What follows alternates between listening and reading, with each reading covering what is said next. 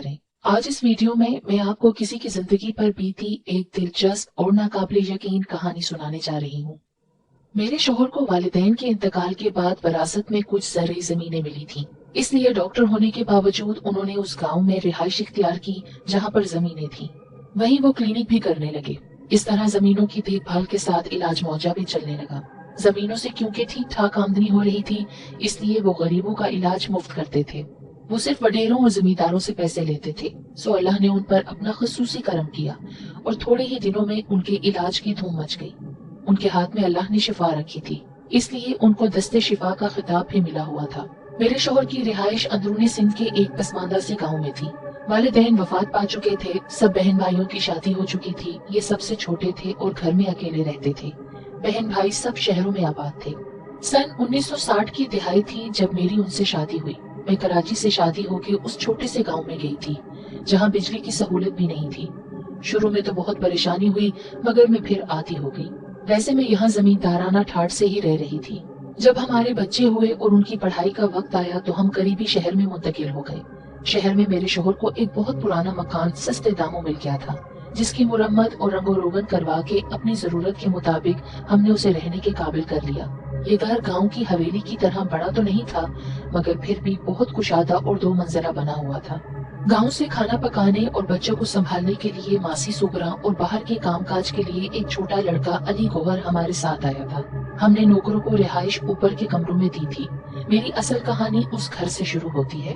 एक दिन मासी सुगरा की ऊपर वाली मंजिल से जोर जोर से चीखने की आवाज आई थी, बीबी दरवाजा खोलो। अली ने बाहर से दरवाजा बंद कर दिया है।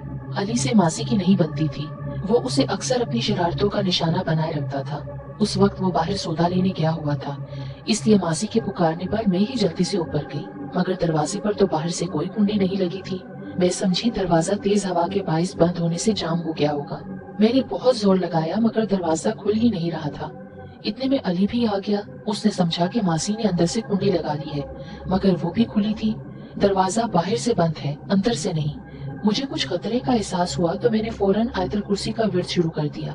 उसके बाद जैसे ही अली ने दरवाजे को हाथ लगाया, वो आसानी से खुल गया। मैंने मासी को इस बारे में कुछ नहीं बताया था कि वो डर ना जाए। वो उसे अली की शरारत ही समझ रही थी। जब मैं उस घर में शिफ्ट हुई थी तो मुझे घर की फिजा अजीब भारी सी महसूस हुई थी, लेकिन मैं कुछ समझ नहीं सकी थी। चूंकि मैं सोमो सलात की बचपन से ही पाबंद थी और रोजाना चारों कुल आयतुल कुर्सी और मंजिल पढ़कर घर पर दम करती रहती थी, इसलिए मुझे डर तो महसूस नहीं होता था, मगर कुछ अनजाना सा एहसास होता जैसे कोई और भी यहाँ मौजूद है।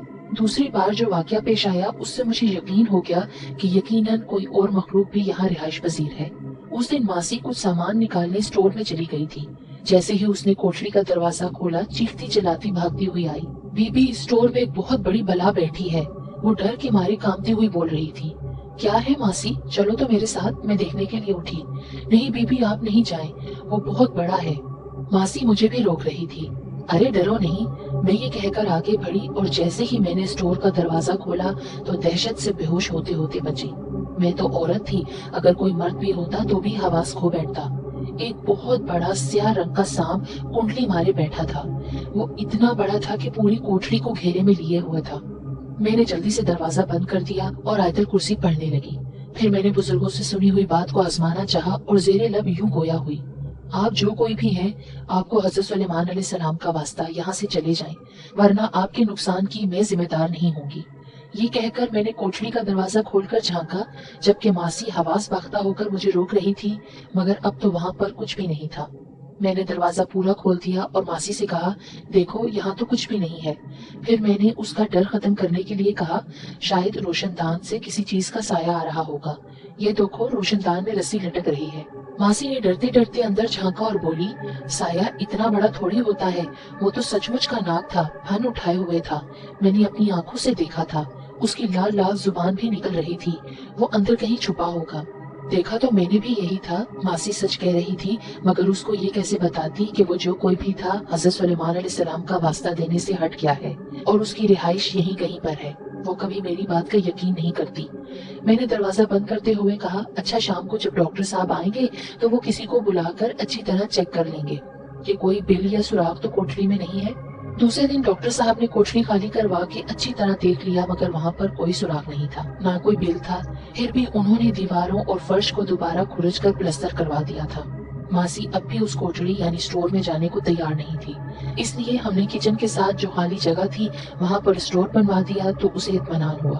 अब मुझे यकीन हो गया था कि इस घर में कोई ऊपरी चीज जरूर है जो अपनी मौजूदगी का यकीन दिलाकर हमें घर छोड़ जाने पर मजबूर कर रही है।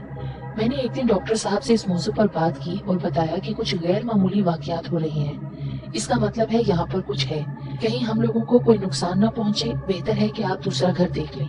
उन्होंने मुझे जो जवाब दिया था उसके बाद मैंने अपनी जुबान बंद कर ली थी। मुझे मालूम था वो मेरी बात पर कभी यकीन नहीं करेंगे। तुम पढ़ी लिखी होकर जाहिलों वाली बातें कर रही हो। इससे पहले भी तो इस घर में लोग रहते थे, वो भी मेरे दोस्त थे, उन्होंने तो कभी ऐसी शिकायत नहीं की। ये इंसान की नजर का धोखा होता है, जो मामूली चीज भी अनोखी और गैर मर्ई नजर आने लगती है। डर और खौफ की हालत में इंसान जो सोचता है वैसा नजर आने लगता है। मैं डॉक्टर हूँ और मैंने नफ्सियात भी पढ़ी है। मेडिकल की तालीम में इंसानी नफ्सियात भी पढ़ाई जाती है। इतना तवील लेक्चर सुन के मुझे खामोशी होना पड़ा, लेकिन चंद दिनों बाद मेरा फिर एक ऐसे ही वाक़ये से वास्ता पड़ा था। उन दिनों तफरीह का कोई और जरिया तो था नहीं, सवाए इसके कि वडेरे और जमींदार या तो शिकार खेलने जाते थे या सिनेमा हॉल जाकर फिल्म देखते। डॉक्टर साहब यानी मेरे शोहर भी फिल्मों के शौकीन थे और हर नई फिल्म दोस्तों के साथ जाकर जरूर देखते थे। उन दिनों मासी छुट्टी लेकर अपनी बेटी के घर गई हुई थी। अली की भी तबीयत खराब हो गई तो वो भी गांव चला गया। मैं बच्चों के साथ घर में अकेली थी। उस रोज मेरे शोहर का फिल्म देखने का प्रोग्राम बन गया। उनकी क्लिनिक अभी तक गांव में थी, वो सुबह जाते तो शाम को वापसी होती, इसलिए आखिरी शो यानी 9 से 12 वाली टिकटें खरीदते। उनका प्रोग्राम आखिरी शो देखकर आराम से सोने का इरादा था, क्योंकि दूसरे दिन इतवार था। उन दिनों रात को देर तक जागने का रवाज नहीं था, लोग जल्दी सोते और जल्दी उठते थे, इसीलिए सरे शाम ही सन्नाटा छा जाता था। डॉक्टर साहब का ये प्रोग्राम था कि वो गेट को बाहर से ताला लगाकर चले जाएंगे ताकि मुझे उठकर दरवाजा खोलना ना पड़े और मेरी नींद खराब ना हो। मुझे भी उनकी तजवीज पसंद आई और बच्चों को खाना वगैरह खिलाने के बाद उनको सुलाकर खुद भी सो गई। मालूम नहीं उस वक्त क्या टाइम हुआ था कि एक अनजाने से शोर की वजह से गहरी नींद से मेरी आंख खुल गई। मैंने गौर किया तो बैठक वाले कमरे से बिन-बिनाहट जैसी आवाज आ रही थी, जैसे कोई सरगोशियों में बातें कर रहा हो। उसके साथ चाय की प्याली रखने और उठाने की आवाज भी आ रही थी। छत का पंखा भी चलता हुआ महसूस हो रहा था। इसका मतलब था कि मेरे शोहर फिल्म देखकर वापस आ गए थे और खुद ही चाय बनाकर दोस्तों को पिला रहे थे। मुझे इसलिए नहीं उठाया होगा कि मेरी नींद ना खराब हो। मैं मुतमईन हो गई, मगर कुछ देर बाद मुझे सख्त प्यास महसूस हुई तो मुझे पानी पीने के लिए उठना पड़ा। मैंने यूं ही बैठक की खिड़कियों से झांका तो मुझे हैरत का जबरदस्त झटका लगा और वहाँ कोई भी मौजूद नहीं था, जबकि वो सब आवाजें मैंने साफ तौर पर सुनी थी। मैं हैरत ज़दा खड़ी थी कि घर का मरकजी दरवाजा खुलने की आवाज आई और मेरे शौहर आते हुए नजर आए। तुम अभी तक सोई नहीं? मुझे वहाँ खड़ा देखकर उन्होंने पूछा। अरे मैं तो सो रही थी, पर पानी पीने के लिए अभी उठी हूँ, मैंने जवाब दिया। मैं समझी शायद वो अपने दोस्तों को दरवाजे से बाहर तक छोड़ने गए होंगे, इसलिए मैंने पूछा, आप कब आए? क्या थोड़ी देर पहले भी आए थे? नहीं तो, मगर तुम क्यों पूछ रही हो? डॉक्टर साहब ने कुछ हैरत से पूछा। इसलिए कि मुझे बैठक से बातों की आवाज आ रही थी और ऐसा महसूस हो रहा था जैसे आप अपने दोस्तों के साथ चाय पी रहे हो। अरे नहीं भाई, चाय तो मैं बाहर से ही पी कर आया हूँ, तुमने कोई ख्वाब देखा होगा। मुझे मालूम था कि मैं कुछ भी कर लूं, मेरे शोहर कभी नहीं मानेंगे कि मैंने बकायमो होशो हवास खुद अपने कानों से वो आवाजें सुनी थी। इसलिए मैं खामोश हो गई थी और साथ ही मैंने ये भी सोच लिया था कि इस सूरत हाल का मुझे अकेले ही मुकाबला करना है। उस दिन मैं ऊपर के पोर्शन में किसी काम से गई थी। मासी सुगरा भी ऊपर ही थी। वो मुझसे बातें करने लगी। असर का वक्त हुआ जाता था। उसने कहा, बीबी आप नमाज पढ़ लें तो मैं चाय बनाती हूँ। वो ये कहकर नीचे चली गई थी। मैं भी उठने का इरादा कर ही रही थी कि वो पलंग जिस पर मैं बैठी हुई थी अचानक तेजी से ऊपर उठना शुरू हो गया। थोड़ी देर तक तो मेरी समझ में कुछ नहीं आया, फिर यकदम मुझे खतरे का एहसास हुआ, क्योंकि पलंग अब बराबर वाले कमरे की छत के करीब ऊपर तक चला गया था। मेरे यहाँ उन दिनों चौथे बच्चे की आमद थी। मुझे ये खौफ महसूस हुआ कि अगर पलंग तेजी से नीचे गिरता है तो मुझे और मेरे होने वाले बच्चे को यकीनन नुकसान पहुँचेगा। तो मैंने जल्दी जल्दी कुरानी आयतों का विर्द शुरू कर दिया। सूरह फलक, सूरह नास पढ़ते ही पलंग बहुत आहिस्ता और आराम से फर्श पर आ लगा और उसके नीचे से शेर की जिसामत का काला बिल्ला निकलकर मेरी आंखों के सामने देखते ही देखते गायब हो गया। इसका मतलब ये था कि अब मुकाबला वाकई शुरू हो गया है।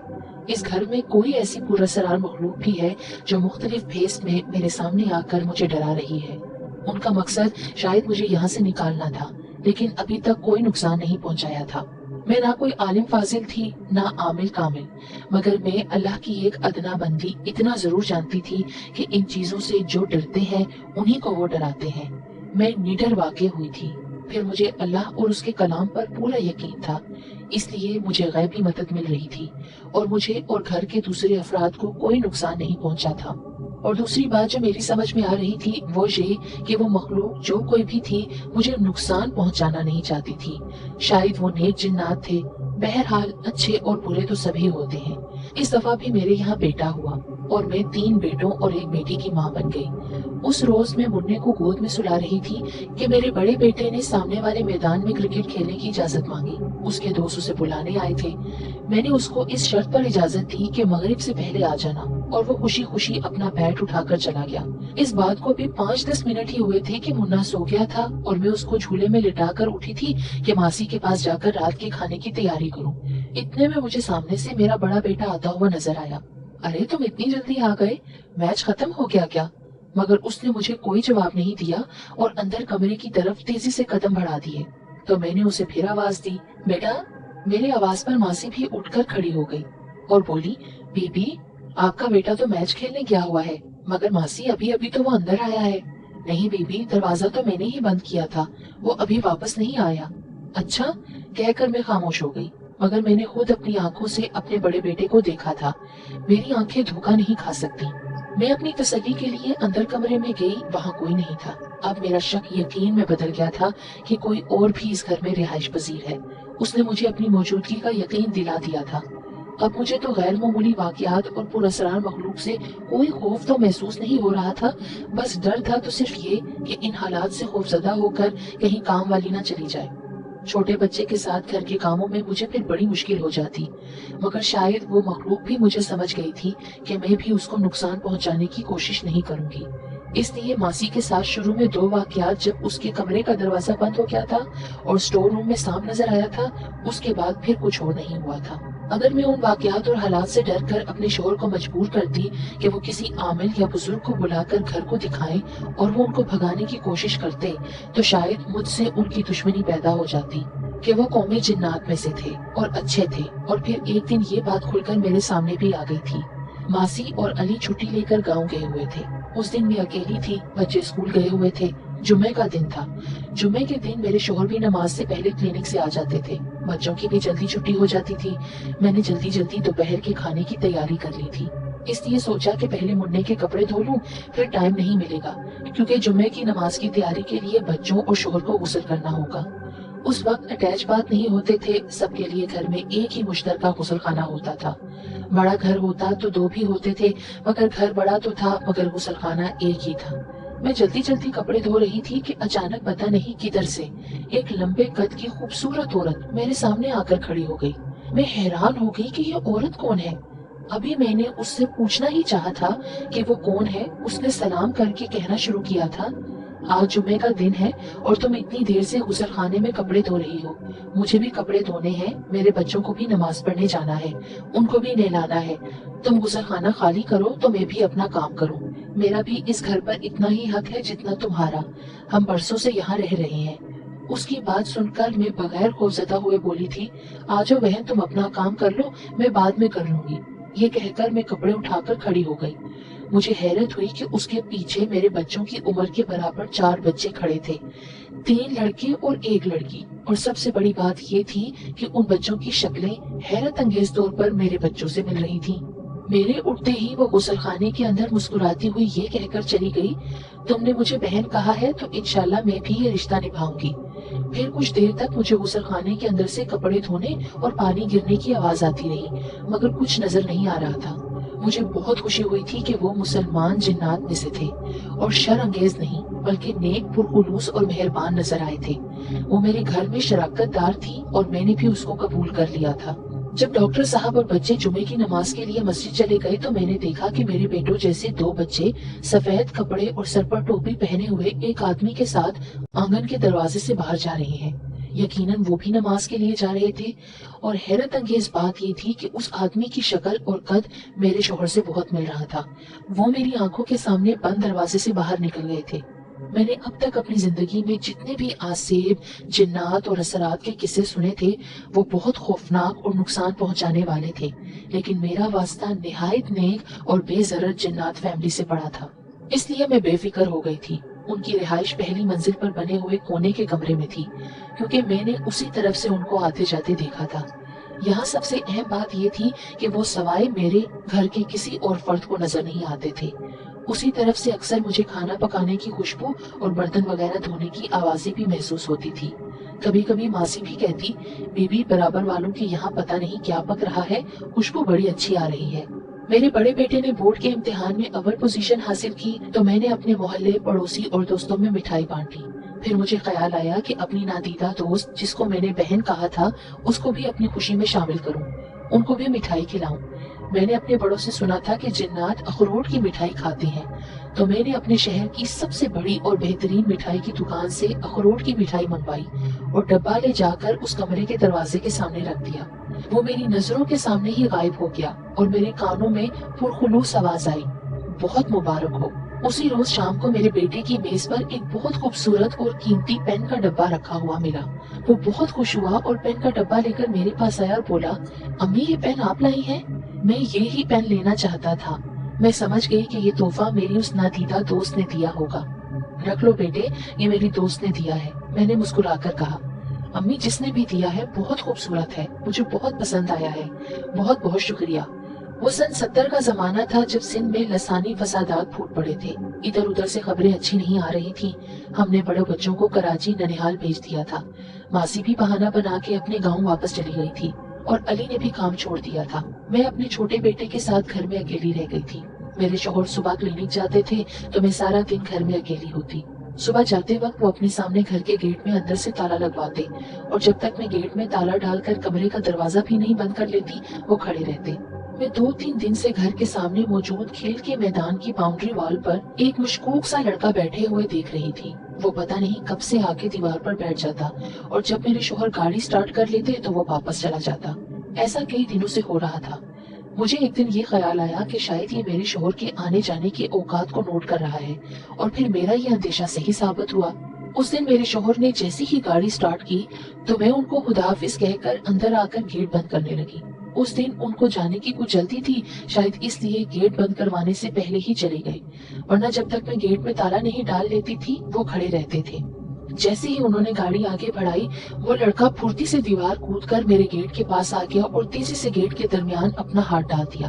اب میں اندر سے گیٹ بند کرنا چاہ رہی تھی اور وہ باہر سے دھکا لگا کر کھولنا چاہ رہا تھا۔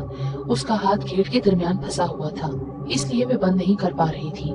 میں ابھی خوف اور پریشانی سے چیخنا ہی چاہتی تھی کہ اچانک میری دوست مخلوق کا شوہر آ گیا اور میری طرف دیکھے بغیر ہاتھ کے اشارے سے مجھے اندر جانے کا کہا، تو میں کمرے میں چلی گئی۔